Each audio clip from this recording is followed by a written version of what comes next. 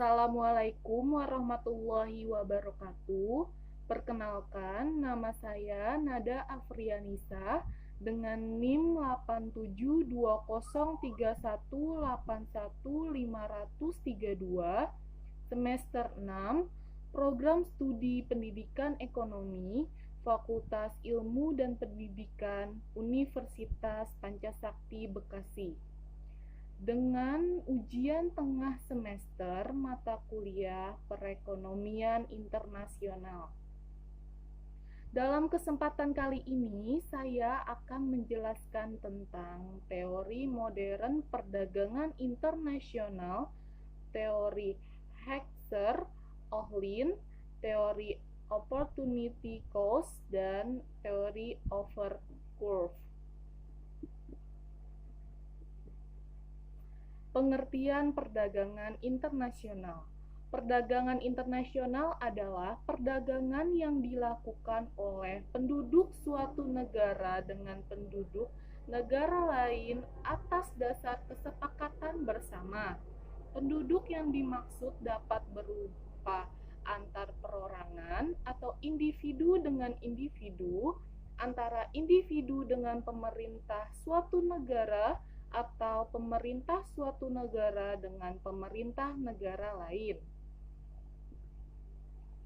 Di sini ada tentang teori Heckscher dan Ohlin.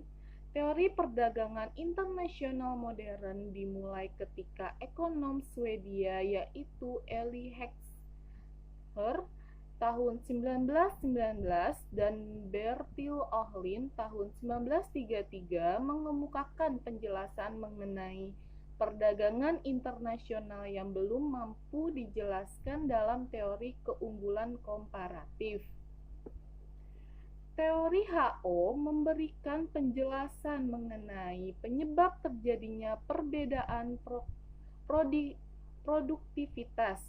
Teori HO menyatakan penyebab perbedaan produktivitas karena adanya jumlah atau proporsi faktor produksi yang dimiliki oleh masing-masing negara, sehingga selanjutnya menyebabkan terjadinya perbedaan harga barang yang dihasilkan.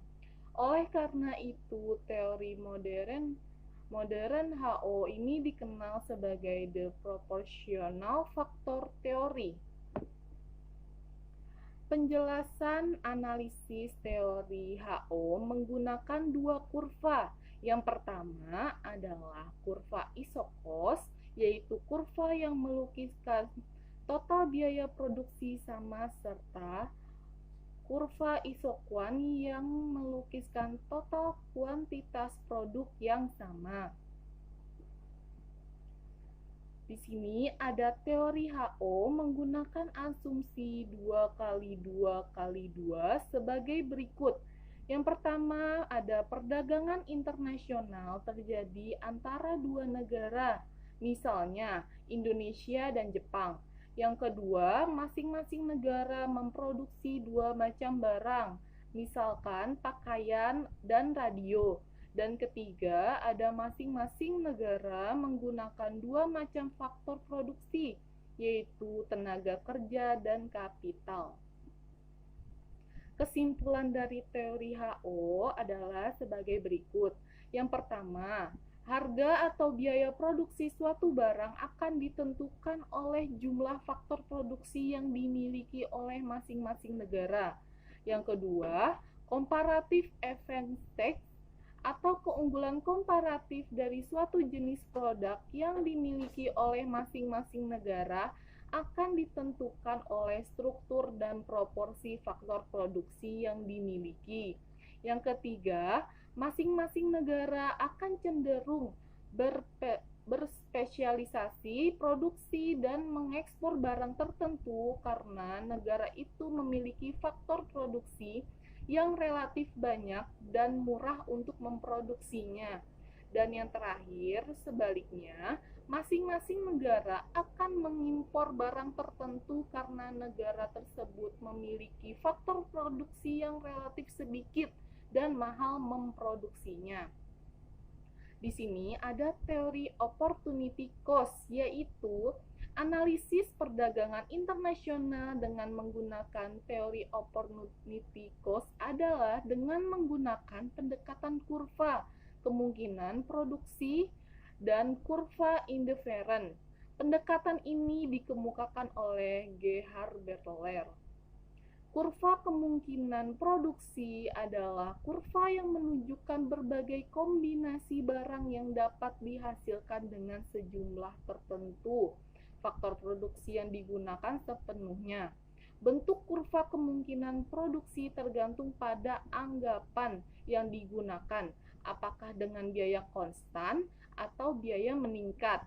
Sedangkan kurva indifference adalah kurva yang menunjukkan berbagai kombinasi barang yang menghasilkan kepuasan sama.